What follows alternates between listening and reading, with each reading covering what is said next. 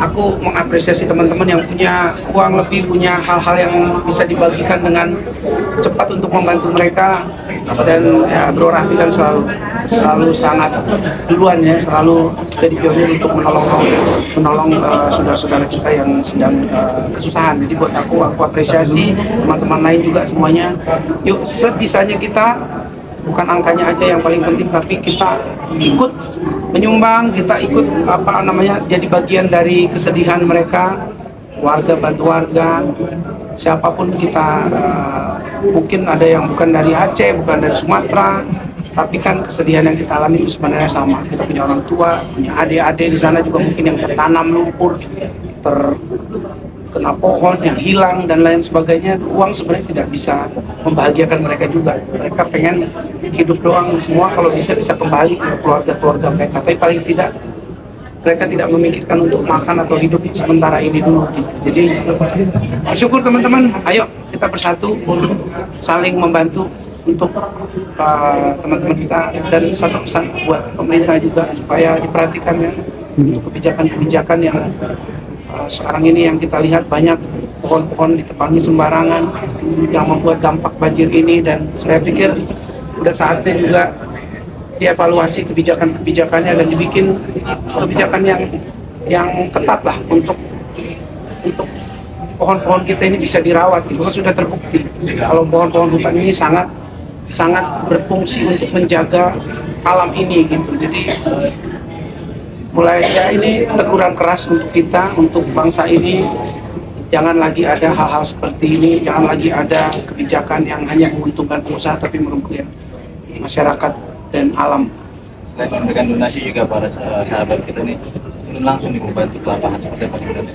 Iya, dari kita juga sebenarnya dari visi tanggal 10-11 nanti akan berangkat wakil kita ke sana. Jadi sebenarnya bagus ya, karena bisa paling tidak memastikan hal-hal yang kita kumpulkan ini, donasi ini tepat sasaran juga.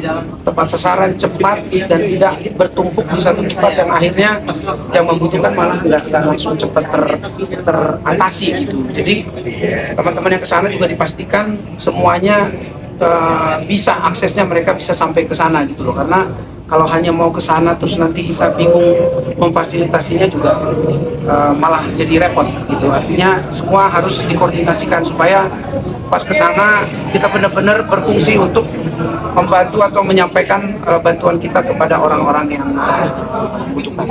Bang, sana Pak? Kebetulan di rumah belum bisa ya, karena kondisi anakku baru setahun dan lagi pada kurang sehat. Jadi mungkin tadinya 10-11 mau berangkat, tapi akhirnya diwakilkan sama teman. Tapi nanti kalau ada waktu yang pas pasti aku berangkat ke sana. Mungkin pasca bencana kita bisa berkunjung. Jadi kita ngomong tentang anak, kemarin anak ulang tahun. Mungkin seperti apa sih Bang anak sekarang makin beranjak dewasa gede-gede nih Bang? Seperti apa sih? Ya anak ulang tahun ya, ulang tahunnya sebenarnya kita syukuran aja, karena biasanya di umur 1 tahun itu kita membuat acara syukuran. Tadinya sempat mau nggak bikin syukuran ini, tapi aku pikirkan tidak ada salahnya bersyukur untuk anak yang bertumbuh sampai setahun. Dan kita juga cuma bikin di rumah sebenarnya, jadi mengundang teman-teman kakaknya, teman-teman gereja, teman-teman ponsel aku aja, jadi tidak rame-rame, dan membuat anak untuk bisa merasakan sukacita umurnya setahun itu aja. Jadi senanglah anak bertumbuh sehat, dan walaupun cuaca belakangan ini membuat banyak yang batuk-batuk, demam juga, jadi ya mudah-mudahan cepat kuatlah anaknya. Aku juga tipe anak-anak yang tidak terlalu mengandalkan obat ya, artinya mudah-mudahan badannya bisa menanggulangi segala penyakit-penyakit yang datang. Jadi pakai herbal semua. Apa? Kadung semua pakai herbal semua penanganan itu. Oh iya, kan dia masih ASI sampai sekarang, makanya dia nggak pernah ngambil kerjaan, dia total jadi ibu rumah tangga di rumah, nggak kemana-mana, jadi jagain terus, nggak pernah kemana-mana. Jadi memang ASI juga masih eksklusif, jadi aku nemenin supaya dia nggak terlalu keberatan. Anak-anak juga lagi ujian kan, jadi ya seperti itu. Bisa dikatakan vakum nggak sih Bang kalau rumah sendiri? Bisa dikatakan vakum nggak sih dari liburan? Oh iya, dia udah berapa tahun sebenarnya udah vakum. Dia hampir berapa, 4-5 tahunan kali sana. Memang di rumah aja gitu. Jadi cuman dia paling pegang kantor karena manajemen kan sekarang dipegang sama istriku langsung, jadi paling ngurusin. Atas keinginan Adi Marsudi. Apa itu?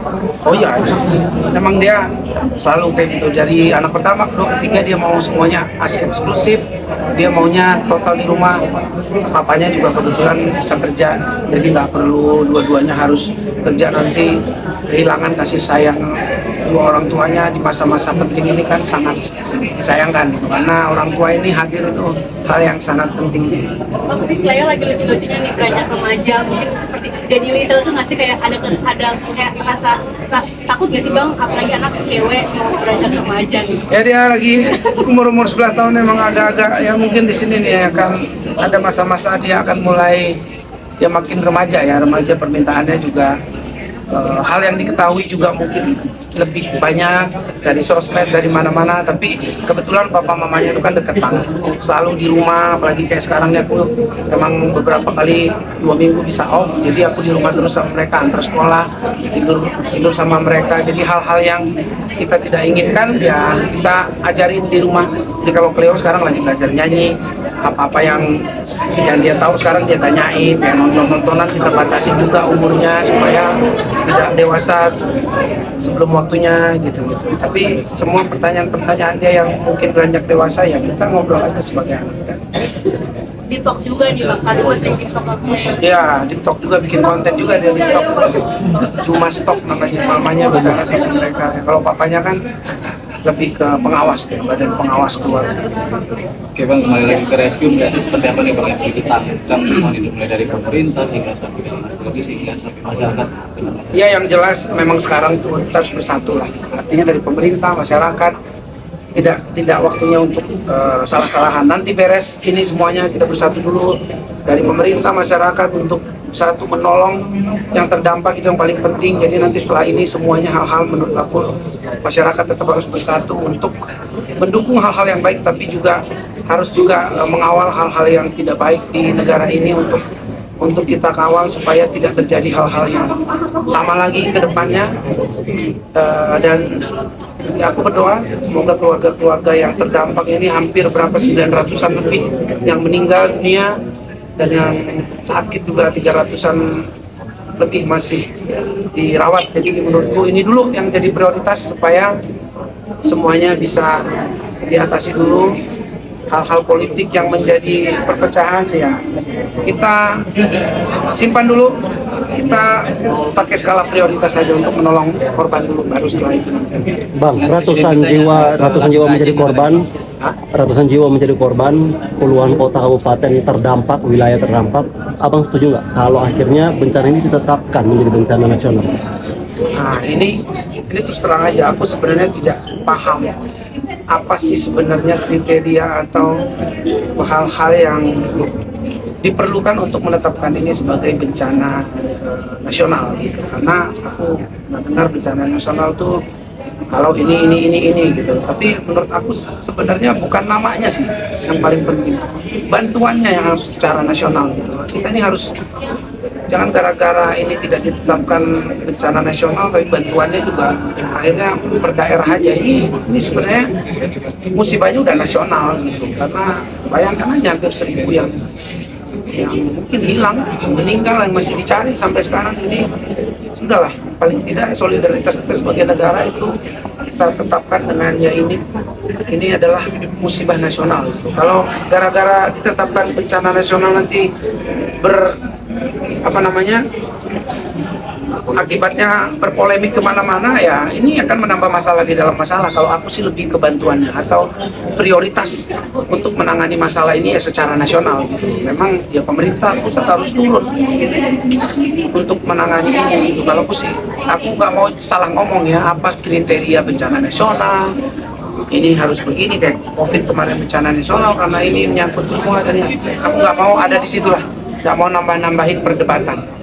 Yang jelas prioritasnya orang lagi butuh bantuan, turun aja semuanya yang bisa turun. Kalau boleh bangsa ini semuanya fokus ke sana supaya ya udah, kalau nanti udah beres baru deh itu dibicarakan lagi hal-hal yang menjadi polemik kayak gitu. Ini sigapnya presiden kita langsung Oh iya, kita harus apresiasi tindakan-tindakan pemerintah yang cepat. Tanggal 2 Pak Prabowo juga presiden langsung ke sana dan juga langsung melihat situasi di sana dan juga ya melihat hal-hal yang bisa cepat dilakukan gitu loh, karena kalau presiden udah turun ya kan perintahnya pasti harus dilakukan gitu loh. Jadi helikopter turun semua, ini semua pasti pemimpin provinsi, bupati, apapun itu ya harus bergerak, dan ini yang dibutuhkan gitu. Dan dia bersyukur kalau Pak Presiden langsung turun ke sana. Memang ada salah satu rumah ibadah yang kena dampak dari bencana ini. Ya bagus lah ya. Ini kan rumah ibadah, ini rumah pemersatu gitu. Orang-orang masih bisa juga berlindung di sana semaksimal mungkin ya. Jadi ya ini juga keajaiban ya. Tapi yang jelas apapun itu ini kita harus pakai dan kita harus syukuri hal-hal yang masih bisa bertahan, termasuk rumah-rumah ibadah yang bisa bertahan di tengah badai longsor dan banjir yang begitu pesat ya. Ini mungkin juga anugerah. Kira-kira Bang, kayaknya Bang. Ya, sekali lagi dan juga buat teman-teman terdampak semuanya tetap tenang, tetap tetap semangat. Kita semua yang ada di pusat, teman-teman kita yang ada di Jakarta, dimanapun kita bersatu untuk menolong saudara-saudara kita.